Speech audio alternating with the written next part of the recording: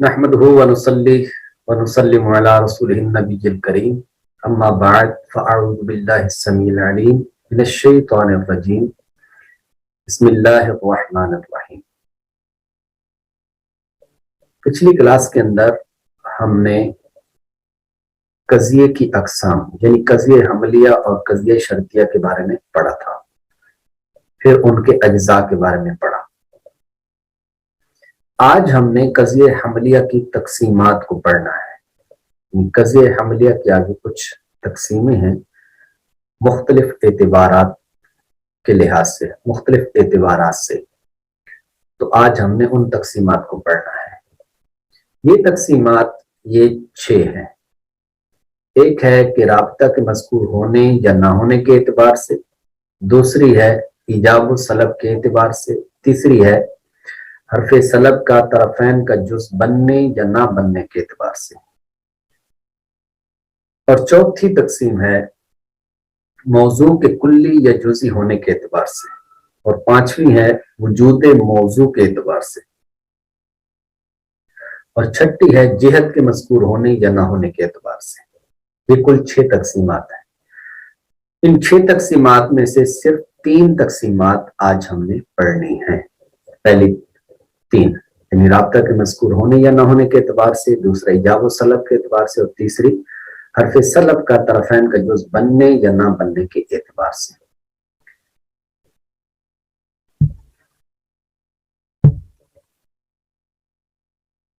सबसे पहली तक़सीम यानी राबिता के मज़कूर होने या ना होने के एतबार से। कज़िये हमलिया की इस तक़सीम के अंदर राबते का जिक्र है। बुनियादी तौर पर वजह हसर की सूरत में हम इसे यूं बयान करेंगे कि कज़िये हमलिया 2 हाल से खाली ना होगा कि उसमें राबिता मज़कूर होगा या नहीं। बसूरत अव्वल यानी अगर मज़कूर हो तो उसको सुलासिया, और अगर मज़कूर ना हो तो उसको सुनाइया कहेंगे। एक बात यहां पर तवज्जो के साथ समाअत फरमाइए। जब हम कज़िये हमलिया को देखते हैं तो वहां पर हमारे पास 3 अज्जा होते हैं बुनियादी तौर पर। एक महकूम अलैह होता है, एक महकूम बिही, और तीसरी चीज होती है हुक्म, या फिर निस्बत खबरी आप उसको कहें तो, यानी निस्बत होती है, निस्बत हुक्मिया भी इसी को कहते हैं। ये 3 चीजें हमारे पास, ये तीनों चीजें हैं मानवी, और इन मानी पर दलालत करने के लिए हमारे पास 3 अल्फाज हैं। नंबर 1, महकूम अलैह के लिए लफ्ज हम इस्तेमाल करते हैं मौजू, महकूम बिही के लिए लफ्ज इस्तेमाल करते हैं महमूल, और उस निस्बत, वो जो निस्बत है, हुक्म है, उस पर दलालत करने के लिए जो लफ्ज है वो हमारे पास है राबिता। अब ये जो राबिता है, इसी लिहाज से यहां पर हम कह रहे हैं कि ये 2 हाल से खाली नहीं। अरबी के अंदर आम तौर पर जो राबिता होता है वो मज़कूर नहीं होता, यानी आम तौर पर जो कज़िये हमलिया होता है वो सुनाइया होता है, और बाज़ औक़ात जो होता है कि वो कज़िये सुलासिया बनता है, यानी वहां पर राबिता मज़कूर होता है। अब आइए मुख्तलिफ ज़बानों के अंदर, तो फारसी के अंदर, उर्दू के अंदर, और इसी तरह यूनानी ज़बान में या मुख्तलिफ ज़बानें हैं, उन ज़बानों के अंदर इसके लिए अल्फाज मौजूद होते हैं आमतौर पर। जैसे इंग्लिश है, इंग्लिश के अंदर भी मौजूद होते हैं, जैसे इज है, इज, एम, आर वगैरह। ये इसी तरह हमारे पास जो उर्दू है, उर्दू में भी ये अल्फाज मौजूद होते हैं, जैसा कि है, हूं वगैरह, इस तरह के जो अल्फाज होते हैं। अच्छा, फिर ये जो राबता होता है ये 2 तरह का होता है।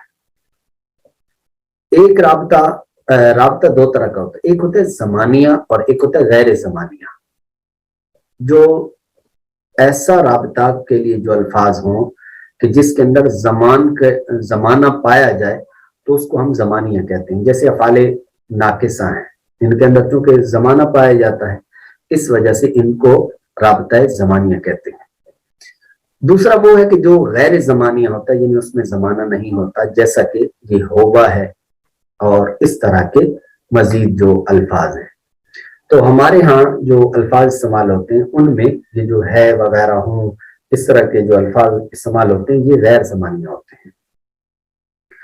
अच्छा, अब ये है कज़िए हमलिया की पहली तकसीम कि जिसके अंदर राब्ता मज़कूर होने या ना होने के एतबार से हमने बताया और इसके अल्फाज, इसके जो नाम हैं उनका बयान किया।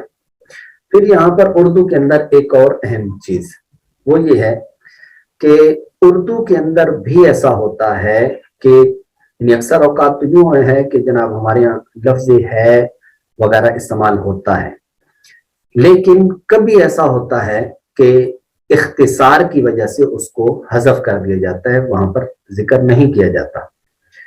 इसकी झलक आप देखेंगे आला हजरत रहमतुल्लाह अलैह के कलाम में, कि आपके कलाम के अंदर अक्सर औकात यही होता है कि आखिर के अंदर जो इस तरह के अल्फाज होते हैं उनको जिक्र नहीं किया जाता इख्तिसार के पेश नजर।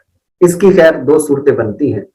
बाद औक़ात तो आला हज़रत इस वजह से उसको जिक्र नहीं करते कि वहां इंशा मकसूद होता है, और बाद औक़ात ये कि वो होती तो खबर है लेकिन वहां पर आप किसी बाइस यानी इख्तिसार की वजह से वहां पर है या इस तरह के अल्फाज आप यानी राबता के अल्फाज जिक्र नहीं करते।